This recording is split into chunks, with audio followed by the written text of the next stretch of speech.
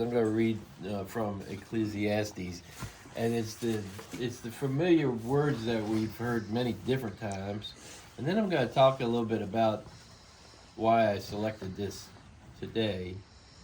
So we'll get started. This is chapter 3. It says, "There is a right time for everything, a time to be born and a time to die, a time to plant, a time to harvest, a time to kill, a time to heal, a time to destroy, a time to rebuild, a time to cry, a time to laugh, a time to grieve, a time to dance, a time for scattering stones, a time for gathering stones, a time to hug, and a time not to hug, a time to find, a time to lose, a time for keeping, and a time for throwing away, a time to tear, a time to repair, a time to be quiet, and a time to speak up, a time for loving, a time for hating, a time for war, and a time for peace." What does one really get from hard work? I have thought about this in connection with all of the various kinds of work God has given to mankind. Everything is appropriate in its own time. But though God has planted eternity in the hearts of men, even so, many cannot see the whole scope of God's work from beginning to end.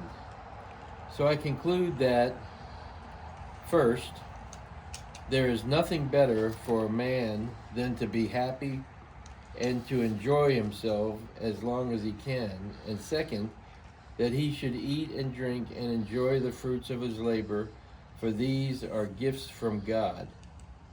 And I know this, that whatever God does is final. Nothing can be added or taken from it. God's purpose is that God's purpose in this is that man should fear the all-powerful God. Whatever is has been long ago, and whatever is going to be has been before. God brings to pass again what was in the distant past and disappeared.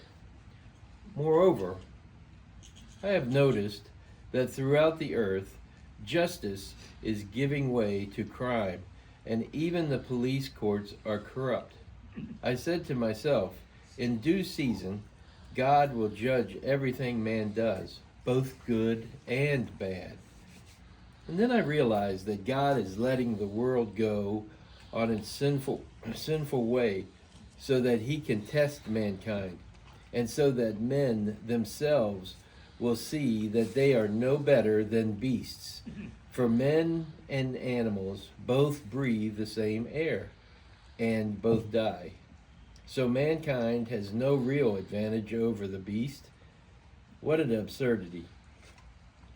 All go to one place, the dust from which they came, and to which they must return. For who can prove that the spirit of man goes upward and the spirit of an animal goes downward into the dust? So I saw that there is nothing better for men than that they should be happy in their work, for that is what they are here for, and no one can bring them back to life to enjoy what will be in the future. So let them enjoy it now. Those are the words from, again, chapter 3 of Ecclesiastes.